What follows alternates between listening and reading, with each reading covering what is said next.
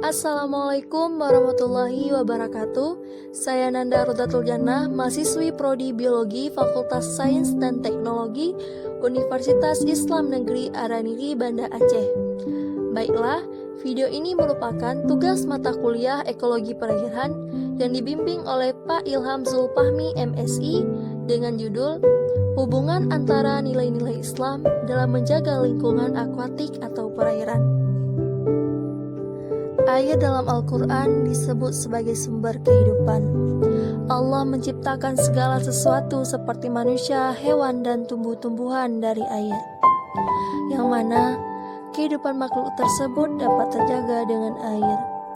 Al-Quran menegaskan bahwa posisi vital air dalam bumi yang menjadi pembeda dengan planet-planet lainnya di tata surya. Air di bumi membungkus sekitar 71% dari permukaan yang ada, sehingga bumi menjadi planet biru. Keberadaan air yang sangat vital itu membuat proteksi Islam atas air dari pencemaran sangat tegas. Lingkungan harus dijaga dan dilestarikan sebagai wujud kepedulian untuk memanifestasikan rasa cinta dan sayang terhadap ciptaan Allah Subhanahu wa Ta'ala.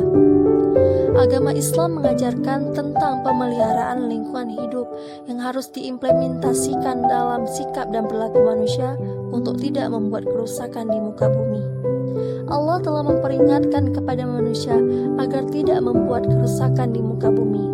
Sebagaimana Allah berfirman dalam Quran surah Al-A'raf ayat 56.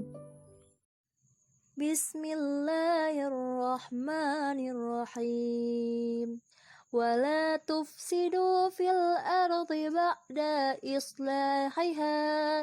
بعد إصلاحها وادعوا خوفا وطمعا إن رحمة الله قريب من المحسنين.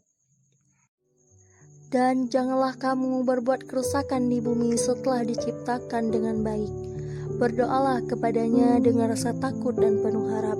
Sesungguhnya rahmat Allah sangat dekat kepada orang yang berbuat kebaikan. Quran Surat Al-A'raf ayat 56. Ayat di atas menjelaskan tentang larangan untuk merusak bumi. Pengerusakan merupakan salah satu bentuk pelampauan batas. Alam raya telah diciptakan oleh Allah Subhanahu wa Ta'ala dalam keadaan yang harmonis, serasi, dan memenuhi kebutuhan makhluk.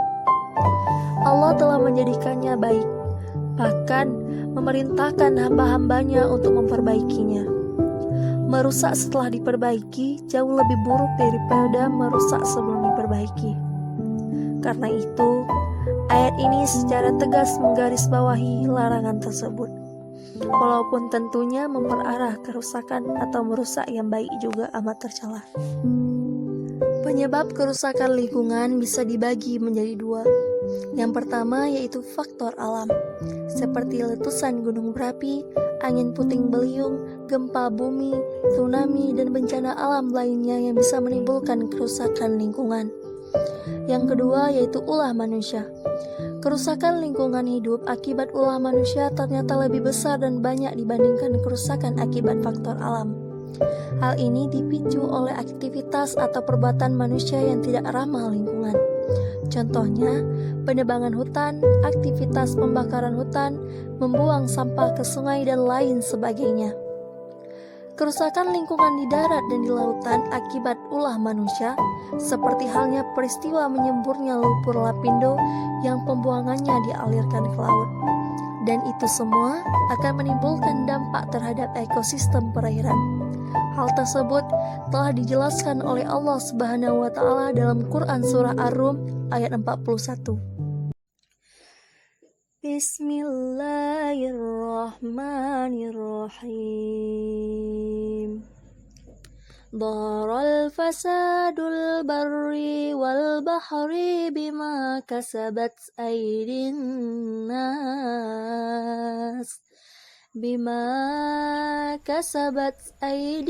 nas liyudhiqahum ba'dalladhi amilu la'allahum yarji'un. Telah tampak kerusakan di darat dan di laut disebabkan karena perbuatan tangan manusia. Allah menghendaki agar mereka merasakan sebagian dari akibat perbuatan mereka, agar mereka kembali ke jalan yang benar.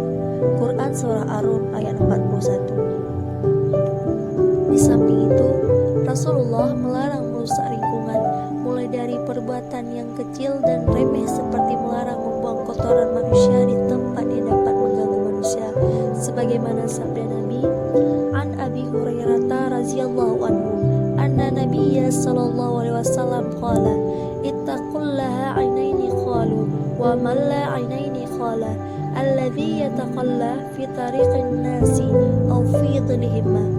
Rawahul Muslim. Dari Abu Hurairah radhiyallahu anhu berkata bahwa Nabi Muhammad sallallahu alaihi wasallam bersabda, jauhilah dua perbuatan yang mendatangkan laknat. Sahabat-sahabat bertanya, apakah dua perbuatan yang mendatangkan laknat itu? Nabi Muhammad sallallahu alaihi wasallam menjawab, orang yang membuang air besar di jalan umum atau di tempat berteduh manusia. Hadis riwayat Muslim. Rasulullah juga sangat peduli terhadap kelestarian satwa. Bahkan Rasulullah Shallallahu Alaihi Wasallam sendiri melarang para sahabat pemimpin perang untuk tidak membabat habis lingkungan yang mereka temui, sebagaimana sabda Nabi Muhammad Shallallahu Alaihi Wasallam. Qala Abu Bakar radhiyallahu anhu, lamma ba'atsal junada nahwasani wala tu'arriqna nahlan wala tuharriqna wala tu'aqiru bahimatan wala jajaran tatmiro wala tuhaddimu bi'atan wala taqtulu walidani wala syuyukha wala nisa'a. Rawahul Bukhari wal Muslim. Diriwayatkan dari Thauban, kadim Rasulullah Sallallahu Alaihi Wasallam, yang mendengar Rasulullah Sallallahu Alaihi Wasallam berpesan, orang yang membunuh anak kecil, orang tua renta, membakar perkebunan kurma, menebang pohon berbuah, memburu kambing untuk diambil kulitnya, itu akan merugikan generasi berikutnya. Hadis riwayat Bukhari wal Muslim. Ada 5 alasan menjaga lingkungan merupakan kewajiban bagi setiap muslim. Yang pertama, rekonstruksi makna khalifah.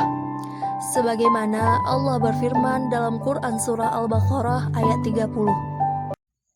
Bismillahirrahmanirrahim.